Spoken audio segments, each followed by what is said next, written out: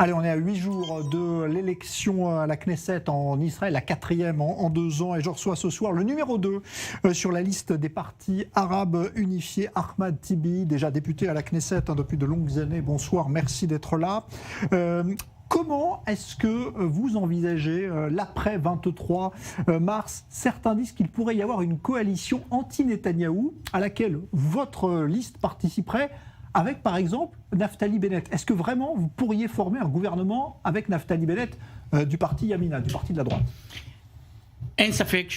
Il ne fait aucun doute que tout le monde attend les résultats et je ne peux pas dire actuellement s'il y aura un bloc anti-Bibi qui soit suffisant d'après le scrutin, mais cela peut-être pourra arriver et sinon je pense que Benjamin Netanyahou l'emportera à nouveau parce que tout ce qui l'intéresse à tout prix c'est d'annuler son procès.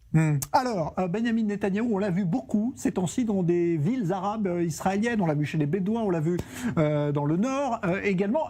Comment vous avez vu ça? Est-ce que pour vous c'est une bonne chose? Finalement, c'est positif de voir un Premier ministre s'intéresser de près à ce qui se passe dans le secteur arabe israélien, notamment la criminalité, ou est-ce que pour vous c'est de la politique? C'est du Bibi Bluff, c'est le théâtre de l'absurde. Quand il parle avec les Arabes, il s'appelle Abou Yair. Les Arabes s'appellent d'après le nom de leur fils. Et quand il parle avec les Arabes, c'est Abou Yair contre le Premier ministre. La démolition, par exemple, des habitations, la loi sur la nationalité et Abou Yair, c'est un grand mensonge et tous ces sourires ne sont que des sourires électoraux pour rabaisser le taux de vote chez les Arabes. Alors, il y a quand même eu un plan qui a été voté de plusieurs milliards de shekels pour justement améliorer la sécurité dans les villes arabes. Ça, vous l'avez vu, c'est pas du bluff, ça, c'est concret. Non, c'est 150 millions de shekels au lieu de 3 milliards. 150 millions pour créer des commissariats de police et des casernes de pompiers. C'est ridicule. C'est toute une question de relations publiques. Il n'y a pas de véritable programme. Un tel programme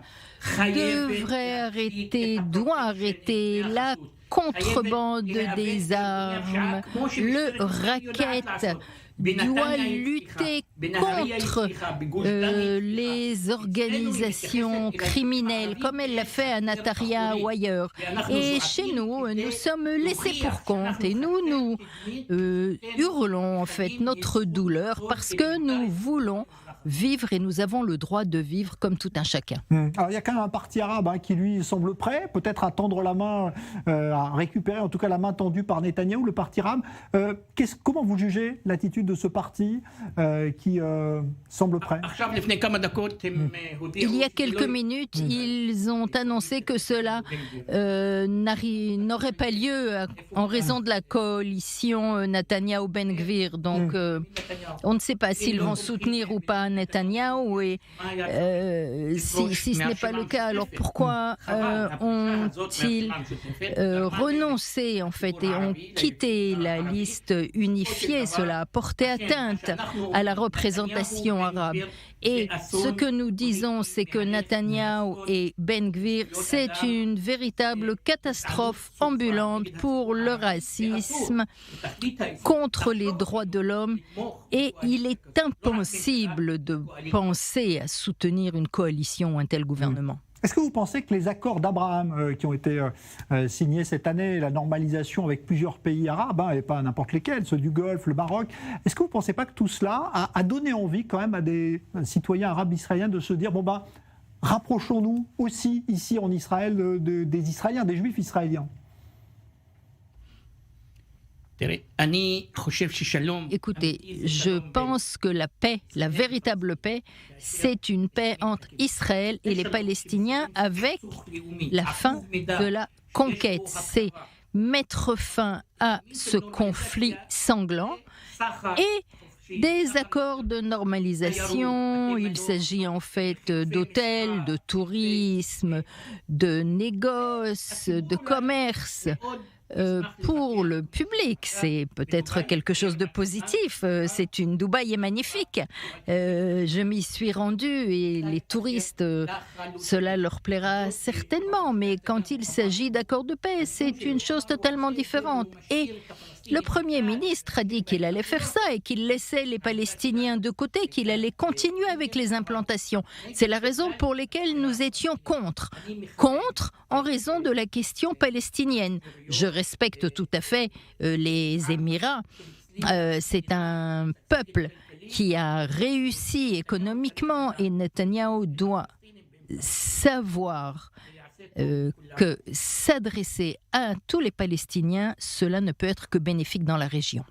Alors justement, les Palestiniens, on va en parler parce qu'ils se préparent des élections en ce moment à Ramallah et puis à Gaza.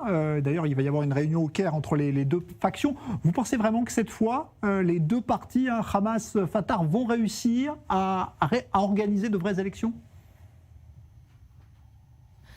Je ne sais pas. J'espère qu'il y aura des élections. Les élections, c'est une chose importante pour que le peuple décide qui va être ses dirigeants. Il y a eu une polarisation et un conflit très important au niveau interne et externe. Et les élections, c'est certainement quelque chose de positif.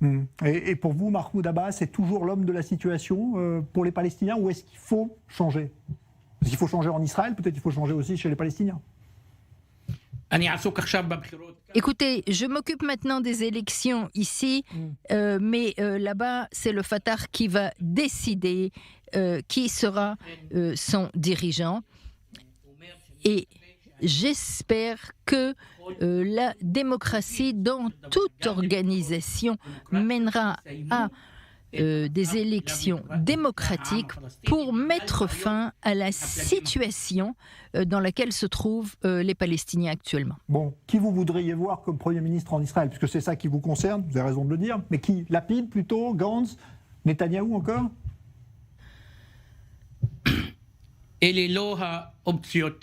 Ce ne sont pas pour moi les meilleures possibilités, mais nous verrons en fonction des résultats. Il est évident que nous n'allons pas recommander Netanyahou et Ben Gvir et nous voulons que cette école raciste quitte le pouvoir. C'est mauvais, tant sur le plan économique, politique. Il y a vraiment...